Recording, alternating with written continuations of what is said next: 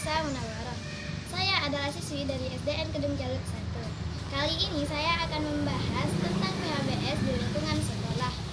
Apa itu PHBS di lingkungan sekolah? PHBS di lingkungan sekolah adalah kebiasaan atau perilaku positif yang dilakukan oleh seluruh warga di lingkungan sekolah untuk mencegah penyakit dan menciptakan lingkungan yang bersih dan sehat. Terus, apa manfaat PHBS di lingkungan sekolah? Manfaat PHBS di lingkungan sekolah, yang pertama, menciptakan lingkungan yang bersih dan sehat. Yang kedua, meningkatkan proses belajar mengajar. Yang ketiga, mencegah berbagai penyakit. Dan yang keempat, dapat meningkatkan kesehatan. Apa saja PHBS di sekolah? Ada 8 indikator PHBS yang ada di lingkungan sekolah. Yang pertama adalah mencuci tangan menggunakan sabun dengan air mengalir. Yang kedua adalah menggunakan jamban yang bersih dan sehat untuk buang air kecil dan air besar. Yang ketiga adalah memakan jajanan sehat di kantin sekolah. Dan yang keempat adalah membuang sampah pada tempatnya. Yang kelima adalah memberantas jentik nyamuk. Yang keenam adalah rutin melakukan kegiatan olahraga. Yang ketujuh adalah menghindari asap rokok. Dan yang terakhir yaitu yang kedelapan adalah rutin mengukur berat dan tinggi badan selama 6 bulan sekali. Yang pertama, basahkan tangan kita.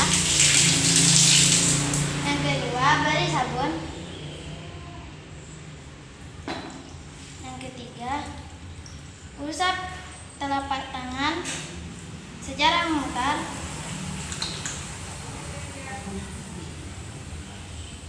Usap punggung dan sela-sela tangan.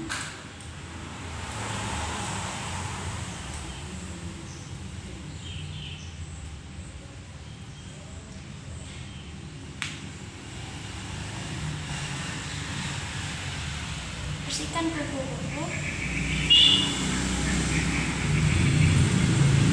Bersihkan jempol secara memutar dan pergelangan tangan.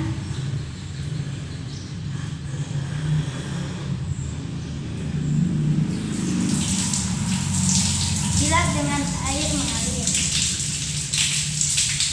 Manfaat mencuci tangan adalah untuk menghindari tubuh kita dari berbagai penyakit, kotoran, dan bakteri. Apa akibat tidak mencuci tangan? Akibatnya akan menimbulkan penyakit. Yang pertama, diare. Yang kedua, cacingan. Dan yang ketiga, tifus. Kapan kita cuci tangan?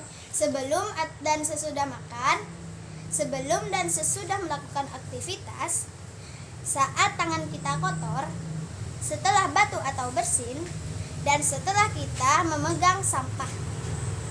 Yang kedua adalah memakan dan membeli makanan sehat di kantin sekolah. Kenapa harus beli jajanan di kantin sekolah? Karena yang pertama, makanannya lebih terjaga. Dan yang kedua, guru-guru dapat mengawasi atau memantau jajanan yang dijual di kantin sekolah. Apa akibat kita membeli jajanan sembarangan? Dapat menyebabkan penyakit. Yang pertama, sakit perut. Yang kedua, diare. Dan yang ketiga, cacingan. Apa ciri-ciri jajanan sehat? Yang pertama, bebas dari lalat, serangga, kuman, dan bakteri. Yang kedua, disajikan dengan menggunakan alas yang bersih. Yang ketiga adalah membuang sampah pada tempatnya. Mengapa kita harus membuang sampah pada tempatnya? Karena tempat sampah dapat menjadi tempat perkembangbiakannya. Yang pertama, tikus. Yang kedua, serangga. Dan yang ketiga, kuman dan bakteri. Sampah dibagi menjadi 3 jenis, yaitu sampah organik, sampah anorganik, dan sampah B3. Yang pertama adalah sampah organik. Sampah organik adalah sampah yang dapat terurai secara alami. Contohnya sisa makanan, buah-buahan, sayur-sayuran, dan daun-daunan. Yang kedua adalah sampah anorganik. Sampah anorganik adalah sampah yang tidak dapat terurai secara alami. Contohnya botol bekas dan styrofoam. Yang ketiga adalah sampah B3. Sampah B3 adalah sampah yang mengandung zat-zat berbahaya. Contohnya baterai dan botol bekas kimia. Yang keempat adalah rutin melakukan kegiatan olahraga. Apa manfaat kegiatan olahraga? Yang pertama, tubuh menjadi sehat dan bugar. Yang kedua, terhindar dari penyakit. Yang ketiga, otot dan tulang menjadi lebih kuat. Dan yang keempat, tubuh menjadi sehat. Yang kelima adalah mengukur berat dan tinggi badan secara rutin selama 6 bulan sekali. Apa tujuannya mengukur berat dan tinggi badan? Tujuannya agar kita dapat mengetahui perkembangan dan pertumbuhan tubuh kita. Yang keenam adalah menghindari asap rokok. Mengapa kita menghindari asap rokok? Karena rokok mengandung 4.000 zat kimia, 43 senyawa, nikotin, tar, dan karbon monoksida. Apa penyakit yang bisa ditimbulkan kalau kita menghirup asap rokok?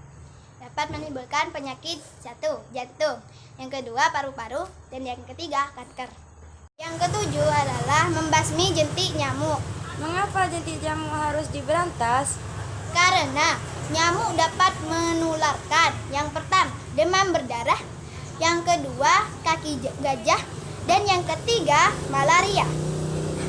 Cara yang dapat dilakukan untuk membasmi jentik nyamuk adalah dengan melakukan 3M+.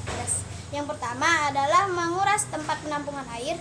Yang kedua adalah menutup penampungan air. Yang ketiga adalah mengubur barang-barang bekas plus menghindari gigitan nyamuk. Yang kedelapan, menggunakan jamban yang bersih dan sehat untuk buang air besar dan air kecil. Ciri-ciri jamban yang sehat adalah: 1. Tidak berbau. Yang kedua, mudah dibersihkan. Yang ketiga, penerangan dan ventilasi yang cukup. Sekian dari saya, kurang lebihnya saya mohon maaf. Wassalamualaikum warahmatullahi wabarakatuh.